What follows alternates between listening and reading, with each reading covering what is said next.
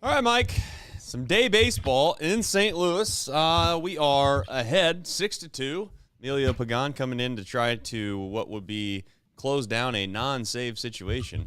And yeah, I mean, listen, this is good. This is a good thing. We've won a baseball game. Now the thing that sucks at this point, I guess, is we just got to beg and hope that other teams lose. And if it does, we got a chance. Some are saying we got a chance. Kind of sad that Chase Burns wasn't given the chance for the 3-inning save. Oh, That'd have been kind of cool. You wanted that. You were looking Yeah. for that. All right. Yeah. Okay. You didn't want it? Didn't want to waste bullets, I guess? Well, I guess I just whatever makes him available the next time we need him when I think he's going to be needed and or That's valuable. Fair. Yeah. That's fair. So, I don't know. Also, not having to use your closer on a non-save situation, Right. You weigh potentially having Pagan available. Yeah, I was thinking that too, but I think at this point that Francona is basically probably decided that Santillan's his guy if he had to pick.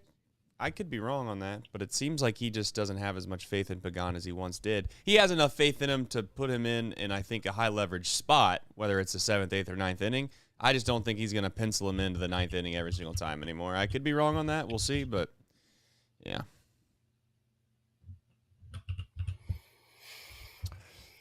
Also, I did jokingly tell you guys we're going to do like a 25-minute show tomorrow because we did an hour-and-a-half show on a 3-0 baseball game. Turns out I do have to take my son to practice, so there's going to also be incentive there to make sure that we stay on track and do. We always joking say maybe the shortest show in Chatterbox Reds history. I don't know what that show actually is, if we're being honest, but maybe this will give a run for its money. I don't know. I'm coaching 2 soccer practices this evening as well. Nice. So I got to leave a little bit later than you. That's at like 5:30, so I got some time. But yeah, I have to leave, unfortunately, way too early. I mean, it's just unrealistic to do a show maybe, but we'll see. It's all right. Got a short box score recap today. Well, that's good. Unless I spoke too soon and the Cardinals do something crazy in the ninth. Yeah, I was thinking that too. I said, the only thing that could really derail this show completely is if somehow this 9th inning just gets extended significantly. I mean, if we can get done in the next minute or two. He just walked Sagasi. And he did. So there's 1 on, 1 out. Up 4, though. I'd like to think that's pretty solid. I'm going to go out and say they got a fielder indifference here, maybe. No? We holding a guy on at first base, are we? Jimmy Crooks. I think this guy has 3 big league hits, and 2 of them are against the Reds. Yeah, he's the guy that they were asked homered, to pinch hit. No, they were saying they should have pinch hit for him the other night against Ashcraft, and they decided to let him hit, and he proceeded to strike out. So I think he got his first home run left on left against the Reds as well. Might have been the nail in the Sam Moll coffin. I hope I'm talking about the right guy. Yeah. I think you got it.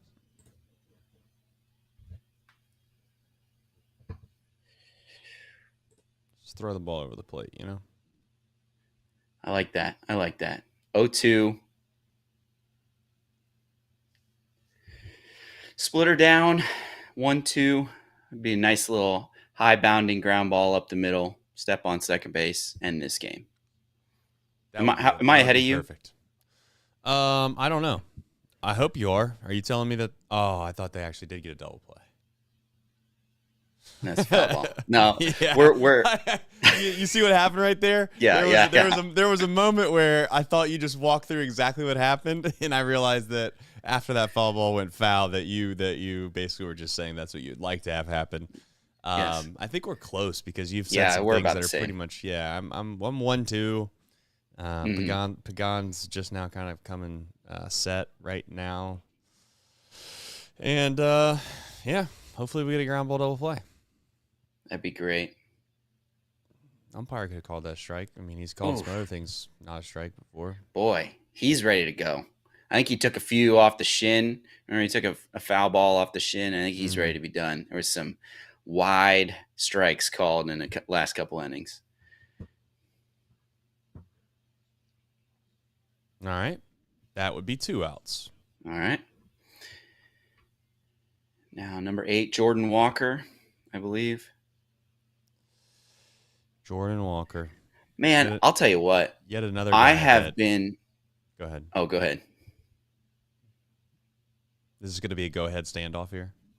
Okay. I was just going to comment on how empty this ballpark has been for the past 3 days.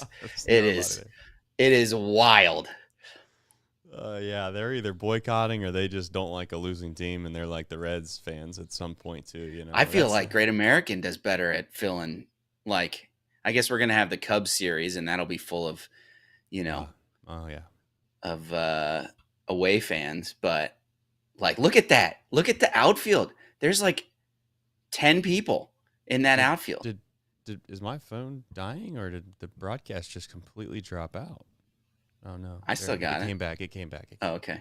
I don't know what it must have been, like an app glitch or something.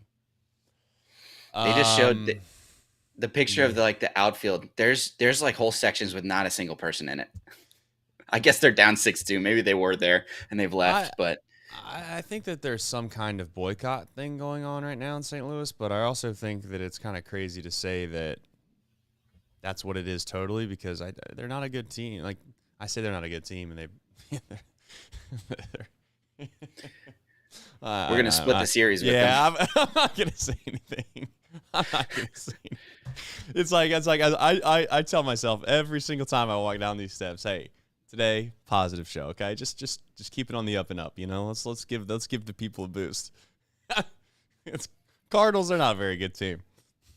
Standings wise though, I think we go 2.5 up on them if we win today. So, team that was actively shopping their best player all year. Yeah. Strike 3. There's the ball game. 6-2 win. Bang, bang, bang. Also, somebody was using my my computer today for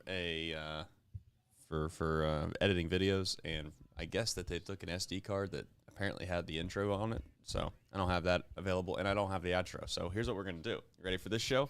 Here's what we're going to do. For those that are complaining at all times about how long the intro is, this is your show. This is the show that you've been waiting for. You've been waiting for this day for what has been 3 years since we introduced that intro. And you know what? Today's the day you don't have to listen to it. Thank you, Joey Votto. Is Scott Hatterberg a good player? And I guess the last but not least is what a start to the career of Jay Bruce. Welcome into a winning edition of Chatterbox Reds, Mike. We are both a little bit on a time crunch, so I want to apologize to everybody listening in podcast form. We have lives. I have kids. You have, I think, kids. Sounds like you got, or you're going to coach some other kids with some soccer later today. I'm going to do my best to try to make sure we stay on track the best we can, but also at least give you some insight on the game and perhaps some areas outside of the game.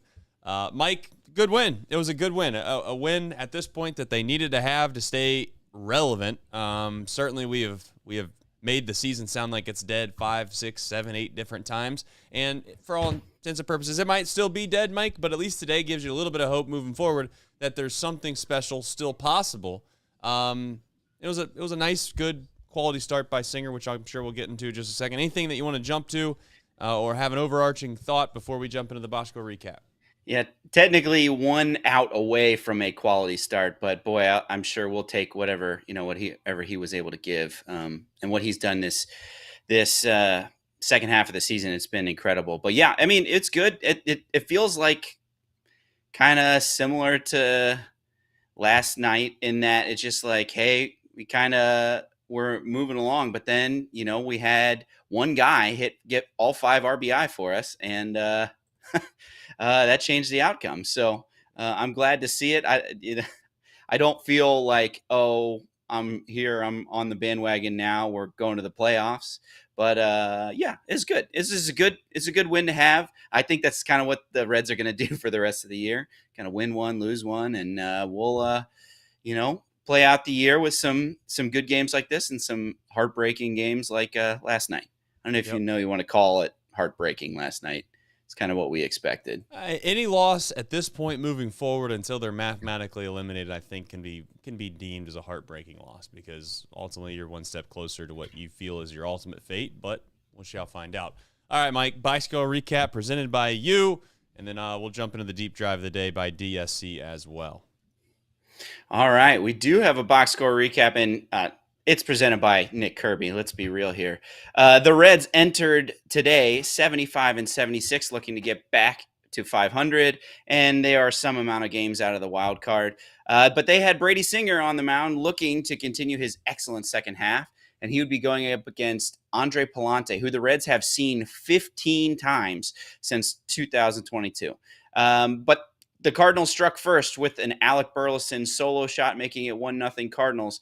But then Brady Singer would really settle in, getting 10 of the next 12 men out.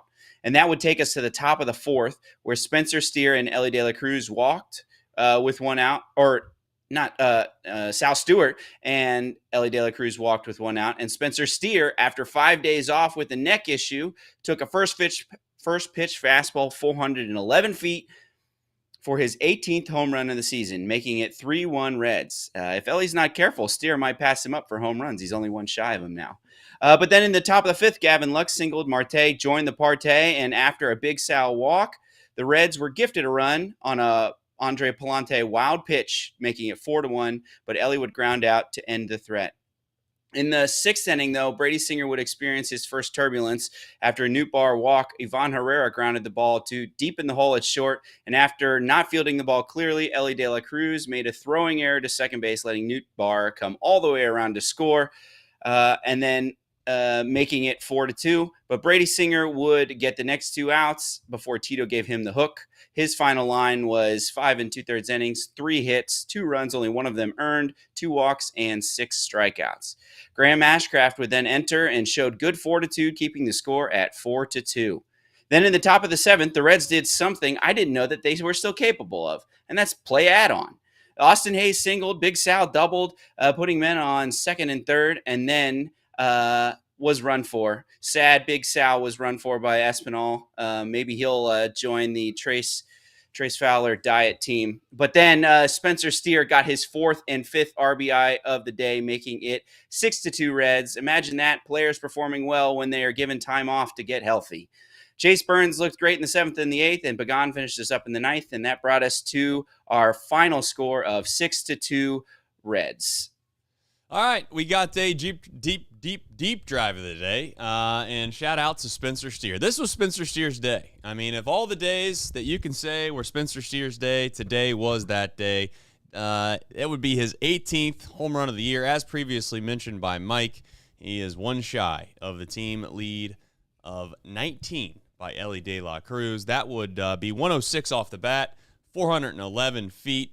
25 degrees in the launch angle for those that care, and it would jump the win probability. Now, this is big time, folks. 30% up to 72%. As we all know, it would wind up being 100%. DSC, they are a leader in renewable commodities for biofuel production, specializing in used cooking oil collection, aggregation, and sales. Visit www.deepsouthcommodities.com for more information, and thank you to John and his team. All right, folks. Well, series win. It's a shame that we're at the part of the season where sometimes you don't even feel good about a series win, but the reality is that that's what it was. I think anytime you go into any stretch of baseball, whether it's a 4-game series or a 3-game series, myself and Nick have said countless times on this show, I think you can't go in expecting a sweep. I think that's completely unrealistic, yet we find ourselves hoping and wishing for that because that is probably what's going to have to happen. Not probably. It's going to have to happen for this team to find themselves in a playoff spot at the end of the year. But when you win a series, it kind of kicks the can down the road a little bit, Mike. It gives them a chance to maybe do it the following series. If you lose any series moving forward, it's 100% obviously curtains. But A big win. And listen, two guys stand out. Singer with the start, but as I just said, I think Spencer Steer's time was today. I mean, he had a fantastic day, big hit after big hit, and even the flare to right field was a massive moment to play out on. I know the home run perhaps is a little more meaningful, but Spencer Steer's hit with 2 outs with a flare to right field after you thought maybe they were going to get stranded because Ellie once again inexplicably just has left the bat on his shoulders with men in scoring position far too often. But shout out to Spencer Steer. He picked him up for a team that hasn't really done that a ton this year, and they got a nice win, a good win, 6-2. Singer, quality start. Although it wasn't a quality start, but it was a quality start because if he gets a double play there, Mike, it was a quality start, which is kind of funny how that all works out.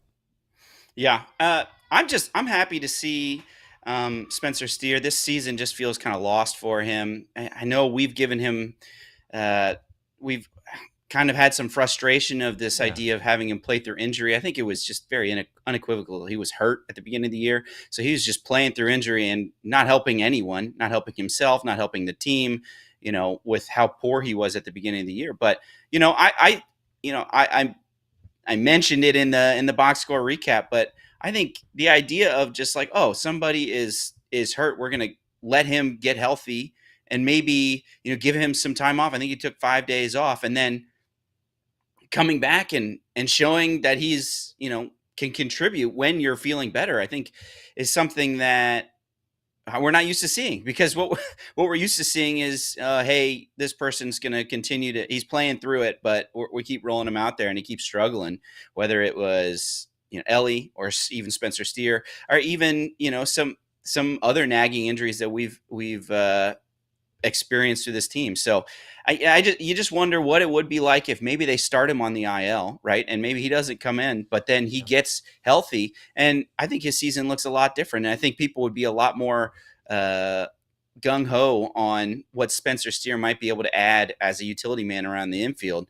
If the Reds would have just done right by him by saying, here you go, go get healthy and then join us when your shoulder is better. So I think most people have passed him by with the way Sal Stewart has hit. They say, well, put Sal at first. But I still think that there's definitely a pathway for him to help us, whether it's at first, whether it's in left field, whatever it ends up being. I think that he can still have a spot to be productive, even if it maybe isn't an everyday player for the Reds next year. Yeah, Steer, in my opinion, kind of got the short end of the stick with my thought process and the way I got frustrated with this team. It was more the position that the Reds had put him in, which ultimately led to me saying that he's not a good enough player to be put in that position, and especially if he's hurt, right? I haven't really got into that kind of, I guess, area of discussion. Whether or not he was hurt or not hurt for a significant part of this year, nobody will know. I do know that Spencer Steer cares about being out there every single day, the same way that Ellie De La Cruz does. But you got to protect the player from himself, and I don't know if the Reds did that. I would also say, like, Spencer Steer's probably best asset to the Reds is that he is a competent bat, especially when you factor in the idea that he can play multiple positions. He's not done that this year. He's not done that. He's been asked to play one position, and that one position is a very, very premium position for power and hitting. And he's, whether you want to say he's been hurt or whether you want to say he just hasn't been as productive for a first baseman, that's fine. But the truth is that, he probably at times, from my perspective, I've probably gotten a little too hard on Spencer Steer, but because it's not totally his fault. Because if CES was the guy that we all hoped him to be and was healthy, CES would be the first baseman, and I would probably sing the praises of Spencer Steer and how he's a guy that you take for granted, and you don't really value him as enough as you should for a guy that can maybe go play left field and play first base and play second base and play third base if you need it, all these different areas. Instead, he got stuck at first base, and I'll openly say that, and I'll say it again. I don't think he's good enough to play first base and first base only, but he's obviously a Major League Baseball player. He's showcased that 100% for a long enough period of a time for him to be here. The question is how can you utilize him to what will be his most advantageous way of helping the team? And I just don't see that being first base. But you know what? Today's a good day for Spencer Steer because if anything, if he can showcase that he is healthy and he looks like himself, if you want to call it that, for the next week and a half, I feel pretty good about it heading into 2026.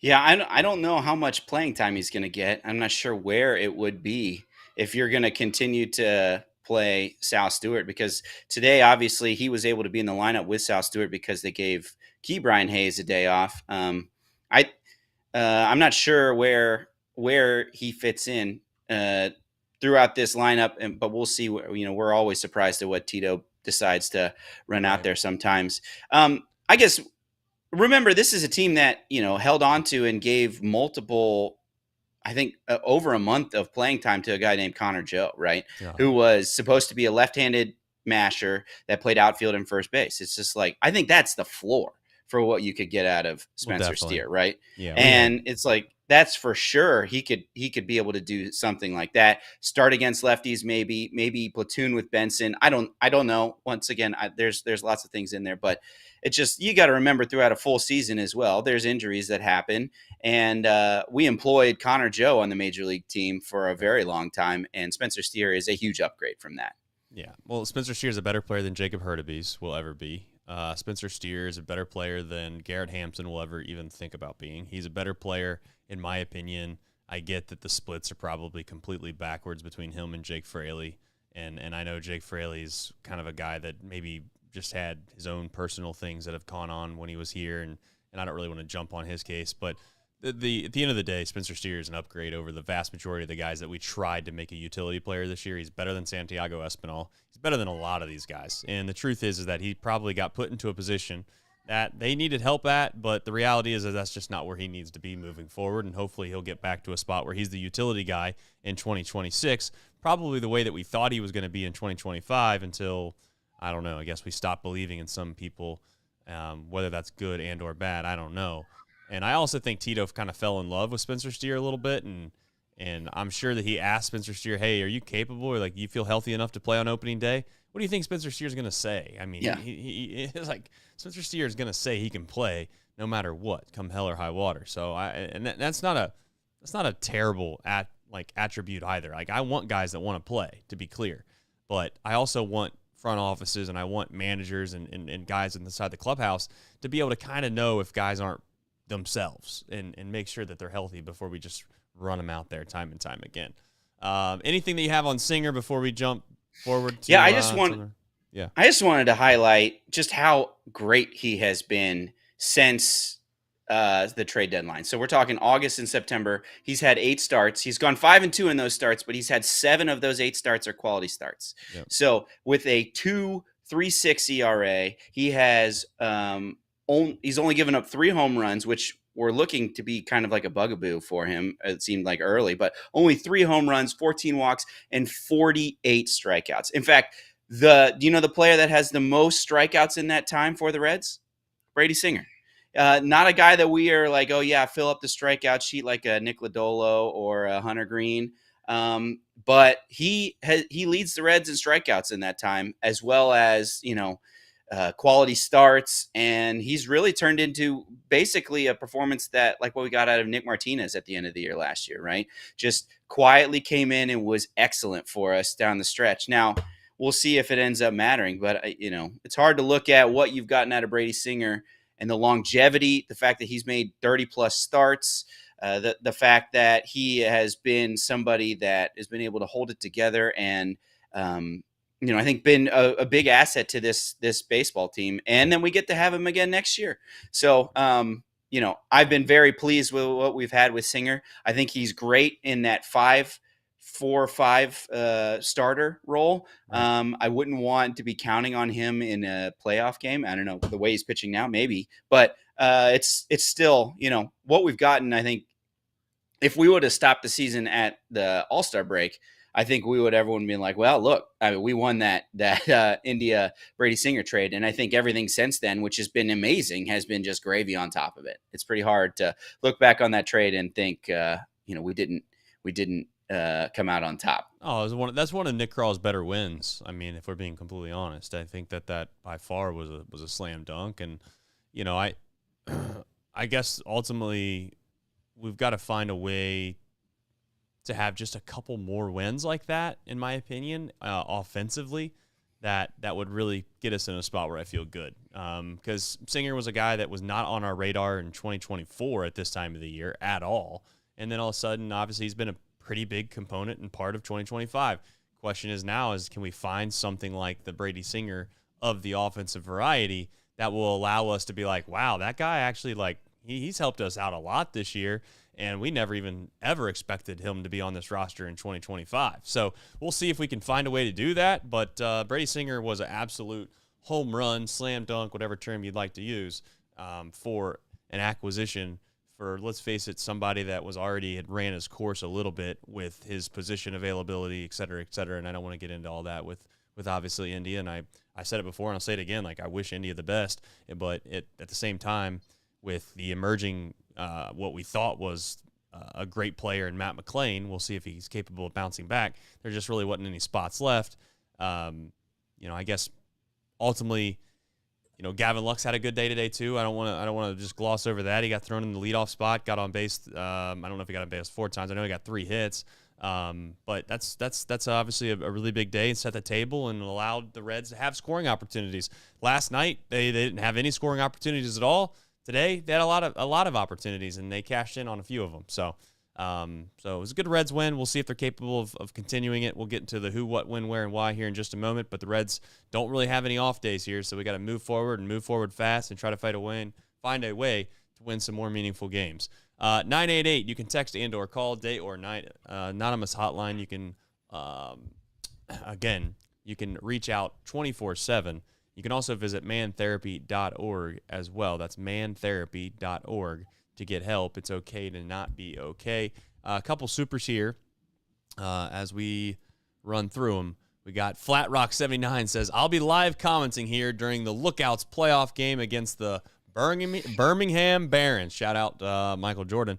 Tomorrow night here in Chattanooga. I like what he did there. Chattanooga, Chatterbox. There you go. See y'all then, is what Flat Rock 79 said. So appreciate the super chat. Appreciate everybody supporting us. And I just want to say one last time, if you haven't, hit the like button, especially before you leave, if you don't mind.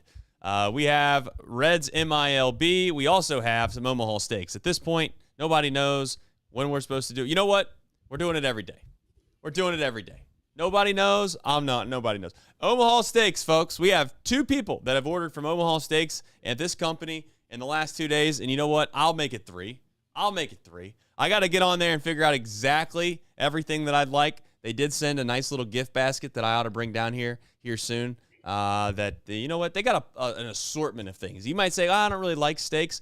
Get on there. Get on omahasteaks.com. Dig around a little bit. I bet you find something that you might want to throw on the grill, because there's nothing better than a nice sizzling sound in the fall on the grill. And why not make it Omaha Steaks? You get 50% off site-wide right now, plus you get an extra $35 off your order of $159 or more by using the code Chatterbox. That's CHATTERBOX at omahasteaks.com. Once again, it's a red-hot sale event, 50% off site-wide, an extra $35 off if you use the code Chatterbox, CHATTERBOX, omahasteaks.com. I'm sure terms apply as well. I got my order in there, Trace. Apply. I know you did. I got my order in. The gourmet protein pack was what I ended up going with. Yes, it was great. And like you said, it comes with butcher cut top sirloins, beef sirloin tips, and then air chilled chicken breasts. So not just steak as well.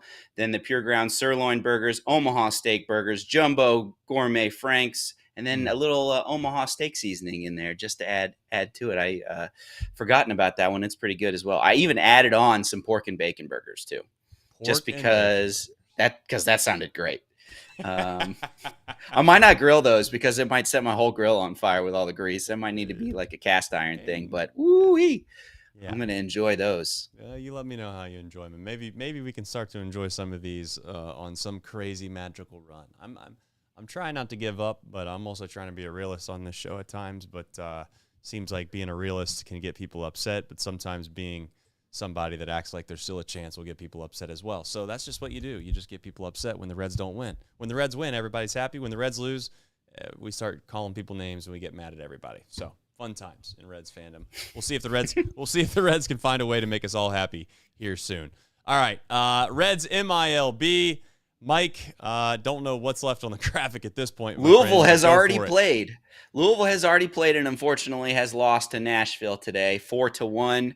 Yasver Zulueta got the loss, unfortunately. Went 2 innings, 2 hits, only 1 earned run, but 2 walks and 2 strikeouts. Blake Dunn continues his, just excellent second half in AAA. He went, it says 2 for 4, but on the box score here, it looks like he went 2 for 5.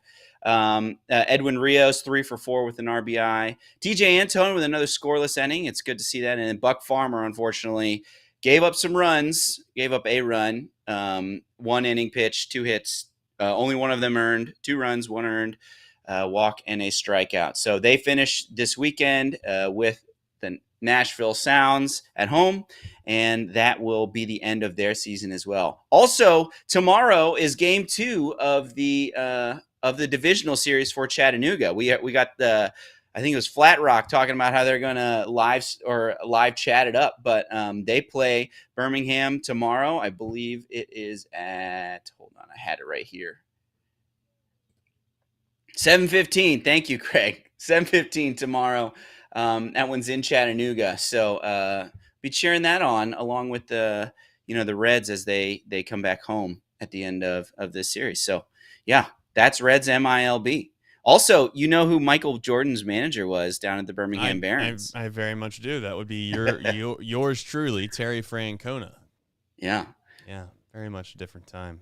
Funny story about Terry Francona with Michael Jordan, if you've never heard it. I'm sure we'll share that maybe on the next show based off the time constraints we are on this one. But a good little story about him and Michael Jordan that he told that I thought was a good little story. Tito can tell a good story now. We have a little who, what, when, where, and why. Reds right back at it tomorrow. Mike, some more must-win baseball, my friend. That's right. We have, and the guy we have on the mound for us is Hunter Green, going back home, 6-4 with a 3.01 ERA. I know he had a tough start last outing, but overall, when he's been healthy and on the mound, I think he's been as advertised, and so pretty excited to be able to see that. We'll be going up against Colin Ray, who's 10-6 with a 4.23 ERA. I believe this is against the Cubs. It looks like that's Colin Ray with a Brewers hat, but it is against the Cubs. Starting at 7:15, we'll have post game. I believe it'll be you and Craig going up for the post game show while Nick is still on paternity leave. Unfortunately, I didn't have time to look up any of the stats against, but let's hope that we can get to their. We hope we can get to their pitching because we've all seen how Chicago has can really hit and can. So we're gonna need offense to show up. We're gonna need some of these clutch hits. We're not gonna be able to survive on 3 hits like we did last night. So hopefully we'll be able to take a series. I guess we're at the point now where we kind of got to win out, right? So let's sweep the Cubs. Every 11 game win streak starts with 1 win. So that's right. Let's start it with that. Let's go get 2 wins tomorrow. 2 wins would get us closer to what would be 10 in a row. And I've been preaching 5 in a row all year, and boy, oh boy, has that come and gone. I don't know if 5 in a row is going to get it done anymore, but in order to get to 10, you got to get to 5. In order to get to 5, you got to get to 2. So we'll see if they can get to 2 tomorrow. Don't have the outro today either. So one heck of a really show, the type of show that makes you think, wow, those guys got it all together. No intro and no outro. You know what I'm saying? But you know what? At the end of the day, we very much appreciate everybody tuning in the middle of the workday, along with the fact that many of you might be driving home or wherever you are right now. Please make sure that you hit the like button if you haven't already, and we very much appreciate all the support each and every single day. We'll be back here, as always, better than ever. Myself, Craig Sandlin, will hopefully be talking about another Reds win and another Reds win and another Reds win. And if we do that enough in a row, maybe, just maybe, the Mets will find a way to fall apart. As we leave, For those that are wondering, the Reds are currently 2.5 back. It all depends on what the Mets will do tonight against the San Diego Padres. They will either be 3 games behind behind the Mets, or they will be 2 games behind the Mets, although there are the Diamondbacks in front of them. We will get to that later another day. Let's just worry about winning, and until then, we'll see you. Take care, everybody. We very much appreciate you. Go Reds.